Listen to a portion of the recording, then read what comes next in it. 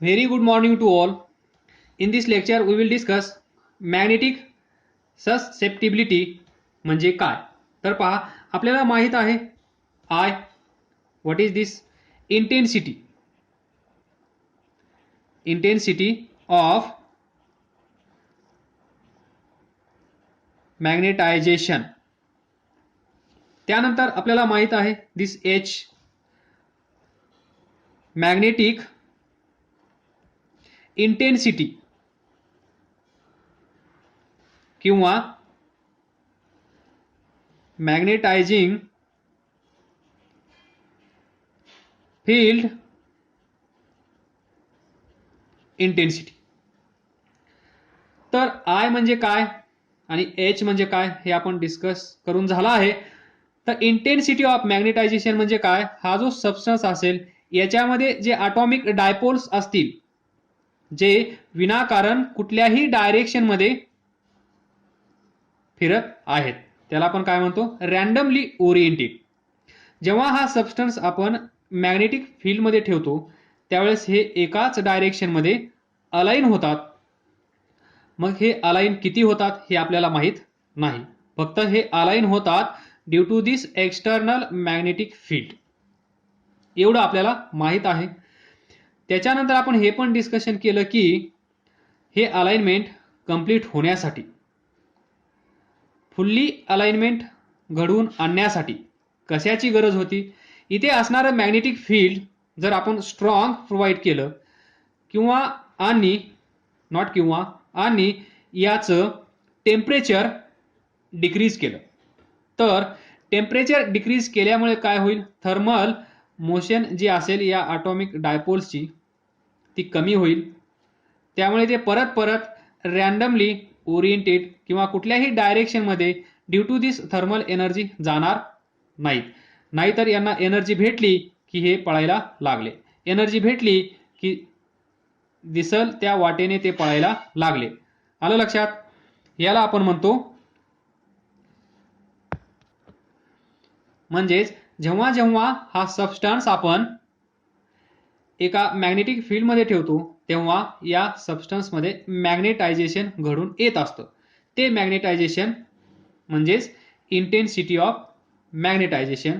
This I is equal to magnetic dipole moment per unit volume.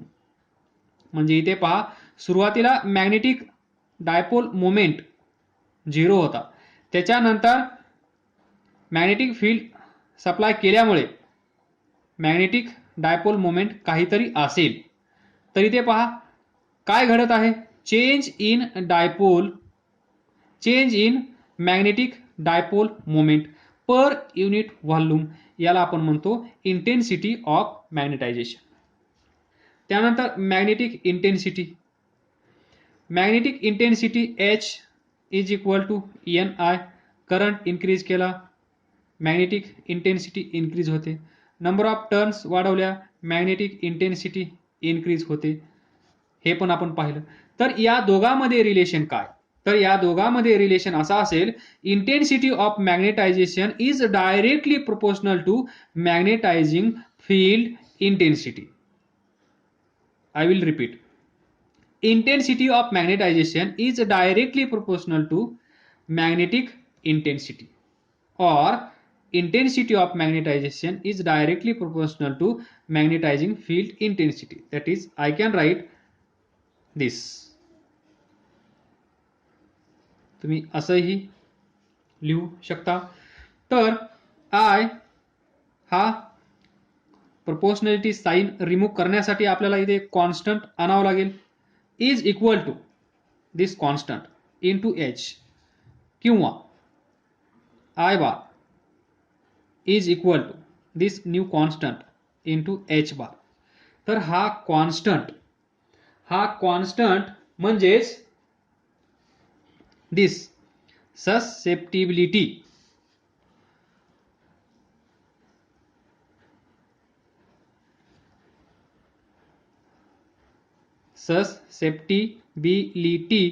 Of material.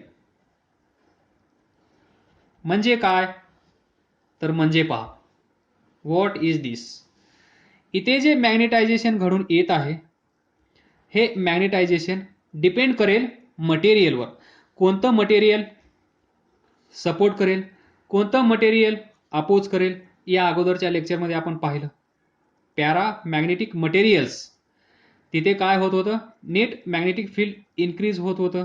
Diamagnetic materials तिथे आपण पाहिलं काय होत होतं, नेट मॅग्नेटिक फील्ड डिक्रीज होत होतं, कारण नवीन एक्स्ट्रा तयार झालेलं मॅग्नेटिक फील्ड. इथे पहा, जर हा सबस्टन्स असेल मॅग्नेटिक फील्डमध्ये ठेवला दिस मॅग्नेटिक फील्ड, तर इथलं अलाइनमेंट असं झालं, म्हणजेच in the direction of applied external magnetic field. तर इथे असणार नेट रिझल्टंट मॅग्नेटिक फील्ड कसं असेल, जास्त. मग हा सबस्टन्स कोणता असतो, पॅरामॅग्नेटिक. पॅरामॅग्नेटिक सबस्टन्स किंवा पॅरामॅग्नेटिक मटेरियल. त्यानंतर हे मॅग्नेटिक फील्ड, हा सबस्टन्स इथे असेल, इथे तयार होणार हे मॅग्नेटायझेशन, आणि या मॅग्नेटायझेशनमुळे तयार होणारं मॅग्नेटिक फील्ड कसं असेल, अपोजिट डायरेक्शनमध्ये. अप्लाइड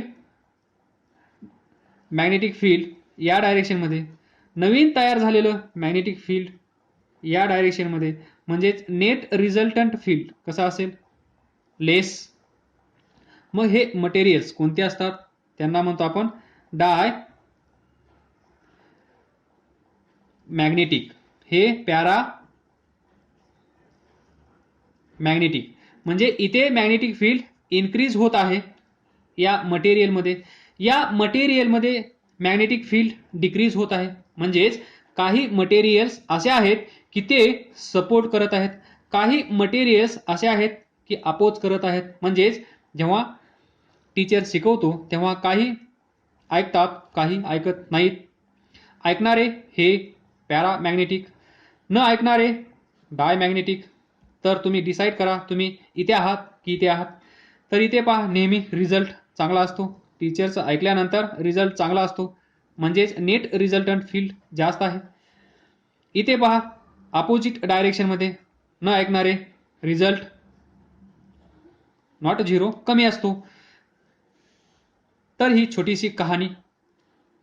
तर इथे पहा, या ससेप्टिबिलिटीचा इथे काय संबंध आहे, असा आपला क्वेश्चन आहे.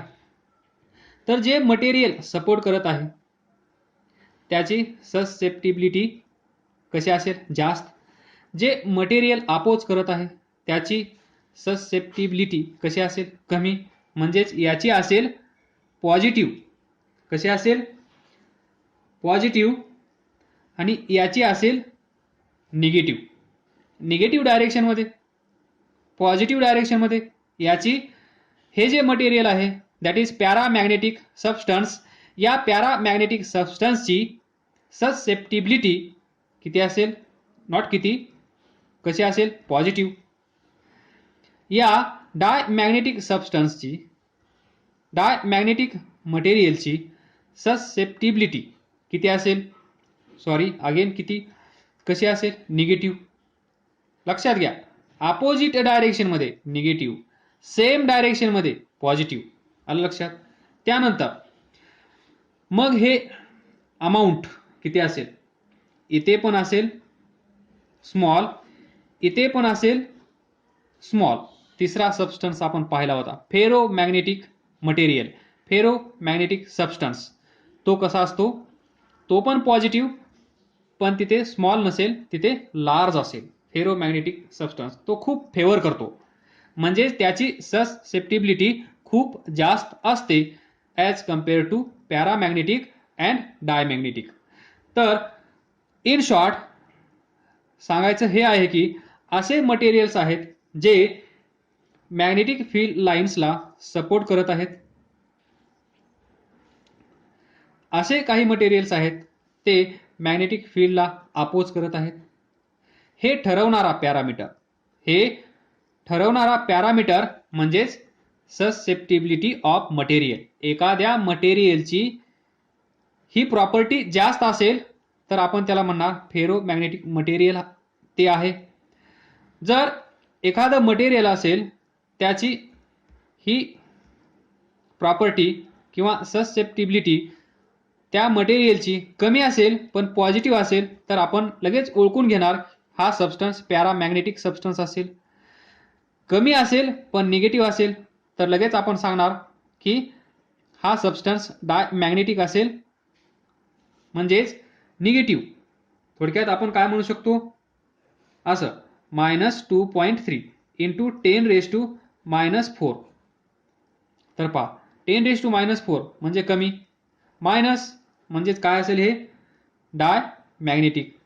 पॉझिटिव्ह असेल तर 1.2 स्मॉल आहे, पॉझिटिव्ह आहे. म्हणजेच या नंबरवरून आपण सांगू शकतो काय हा सबस्टन्स पॅरामॅग्नेटिक आहे, हा सबस्टन्स डायमॅग्नेटिक आहे.